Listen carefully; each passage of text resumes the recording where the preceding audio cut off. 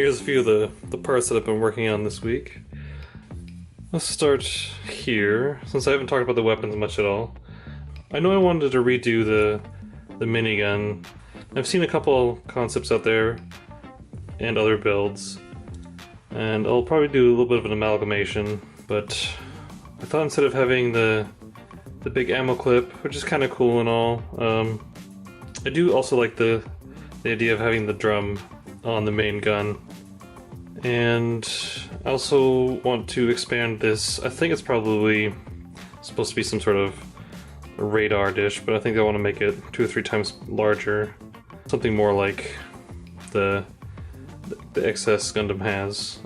I also want to get rid of this cap here, and I want to have individual barrels at the end, maybe slightly larger, and I think those will be like painted white.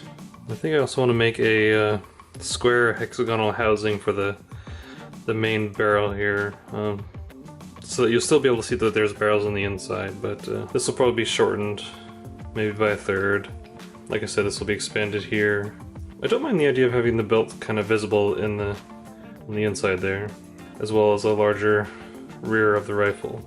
I'll probably have a couple different handles so that I'll be able to hold it in a couple different methods. But I was thinking about adding a mounting system to somewhere on the backpack so that this can be deployed kind of like a Steadicam, or like the minigun from Aliens. So it'd be mounted up and then rotated and swung out, and it'd be held by the mechanical arm, as well as having the Gundam hand on the top for one-handed, or a handle grip on the side.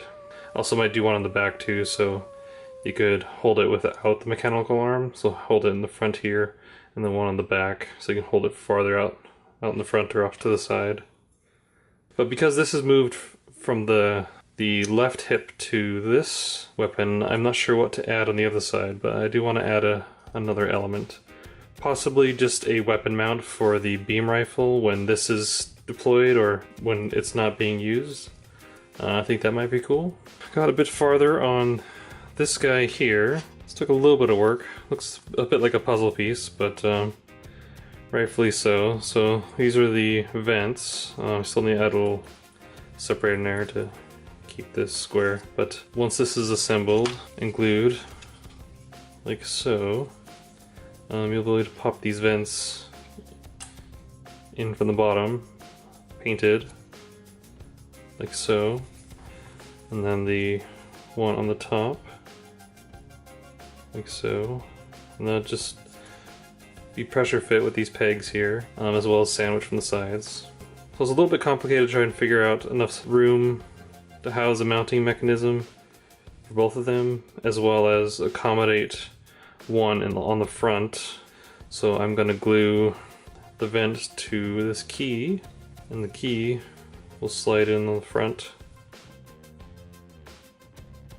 like so. To trim it a bit, but I do want to get the outside done, I think, before mounting that, since that's an external element rather than an internal one. So I'm pretty happy about that. I think that'll work pretty well.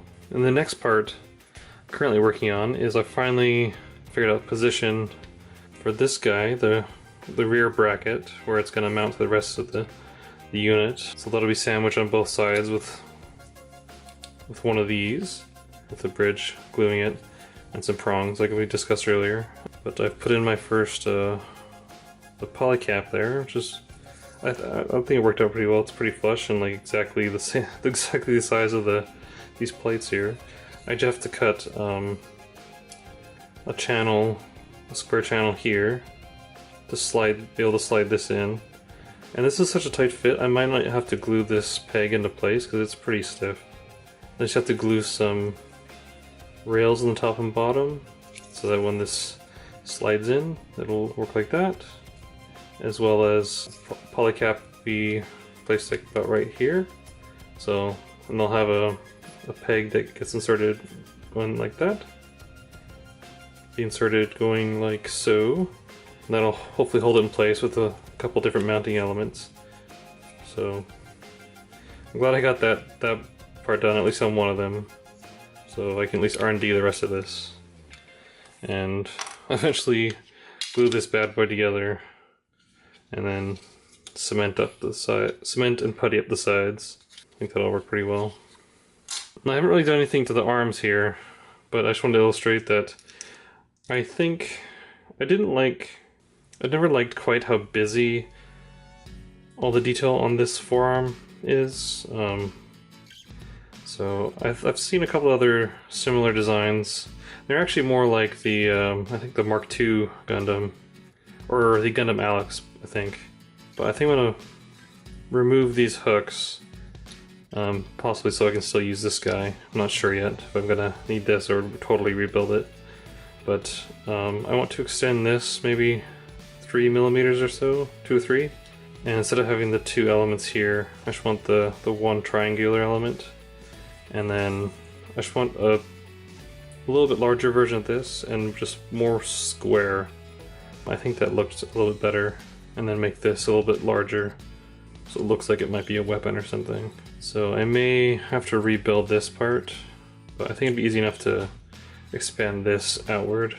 It's not that much more, and maybe a slight extension on this side, these sides. My only concern is that when I flattened these out, I made these walls super thin. They're almost translucent. Yeah, you can see here there's a peg right there, you can see through it. So if I actually panel scribe this, I'm just going to go right through the surface, which is a no-no. I may have to do this on the shoulder armor as well. It's gotten pretty thin. So there might be like 1 to 0.5 millimeter on the sides and 2 to 3 going out in the back. So that's my plan for that. Similarly with the crotch armor, I like the way that I've seen some of the other designs where it protrudes a bit farther, and as well as having this angled element with the kind of, I don't have the fin here, but the little V fin that goes in the crotch area. And the problem with this kit was that this one was just straight and didn't quite like that detail. So I'm keeping the thrusters there, but I filled in the bridge here with pieces of paw plate. You see I haven't quite finished sanding the inside there yet, but this is where the crotch or the skirt armor went into. So that was like a third of the square that makes that up, as well as there was a notch here at the bottom I filled in, and then I've since cut the sides out.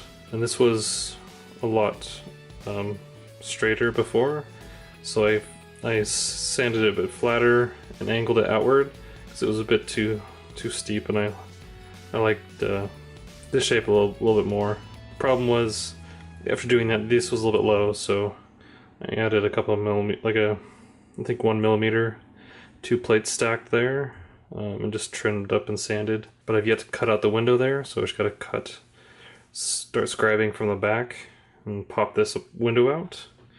And this guy will fit in there. Might have to sand the edges a little bit, but that should fit fairly snug, like so.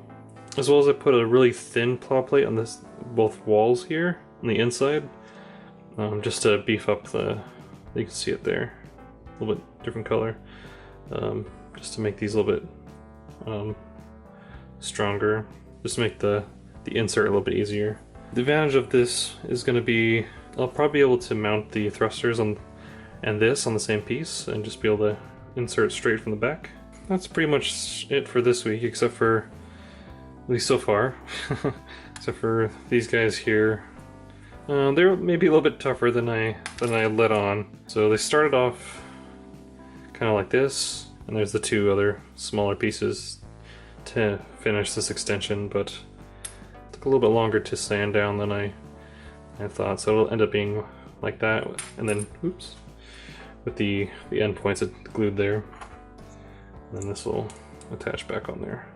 The only reason why it's a little bit harder is because I have to make sure that this part here is flush as well. It's still not quite there, because it needs to accommodate the red piece. So see it right there, the depth it needs. And conversely, this needs to be completely flush and flat as well. The inside not so much. This might just get filled in with some smaller plates or something, because it doesn't really look mechanical right there. I don't mind these other elements, but that part looks a little weird. So that might just get fun. But it's not too bad. I just need to, it was just a little bit longer sanding and trimming work than I had realized. And I just wanted to do this so that when I line up the other pieces, unlike the other one, they're really tiny. I want to make sure that when I glue them on, they're in the right orientation and not lopsided. So I just got to be really careful when gluing those. When I glue those on, I need these ones there too, so I can align them up and have it still functional. As long as those two are working, then I can resolve, oops, the errors. Continuing work on the thrusters here. The back parts are about halfway assembled. So here's part of the block that inserts in the back. I've just glued the first part. There will be two other layers. One to fit in between these grooves there, and then one on the very end. And that should make this piece a lot sturdier. These are the two rails, and they will be attached to this piece here.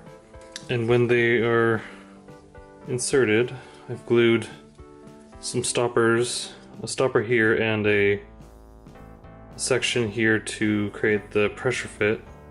So these will slide from the other part like so. So those will be attached to this guy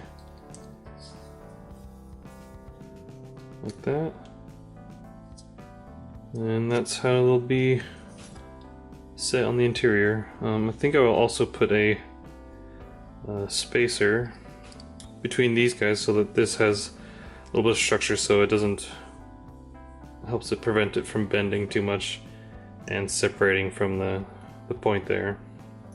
The only drawback with the current build is that I won't have any more access to these joints, but I think that'll be okay. I should be able to work with them. And I think that's just about it for this part. Once those parts are finished gluing, I will be much closer to finally gluing these two sections together and filling all the gaps with putty and doing a more final pass on this guy and eventually scribing some additional details.